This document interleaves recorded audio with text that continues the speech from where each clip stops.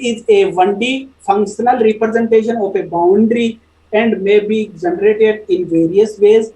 One of the simplest to be plot the distance from the centroid to the boundary as the function of angle. Signature में basically अपन क्या use करते हैं, centre से angle का use करते हैं.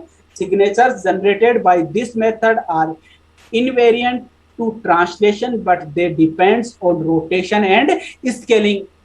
Normalization with respect to rotation can be achieved by finding a way to select the same starting point to generate the signature according to shape. One way to normalize this is to scale all functions so that they always span the same range of values. For example, value is 0 and 1.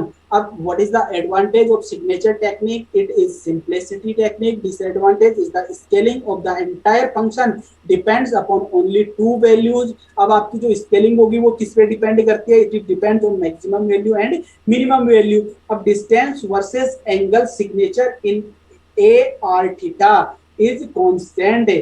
अब यहाँ पे आपके पास में theta angle है वो क्या है, आपका कांस्टेंट है आपके पास में. अब आपके पास में सेकंड आपका जो डायग्राम आपको विजिबल हो रहा है ये क्या है, बेसिकली यहाँ पे the signature consist of repetitions of the pattern. Again क्या कर रहे हैं अपन, ये पैटर्न था उसका क्या हो रहा है यहाँ पे रिपीटेशन हो रहा है पर्टिकुलर.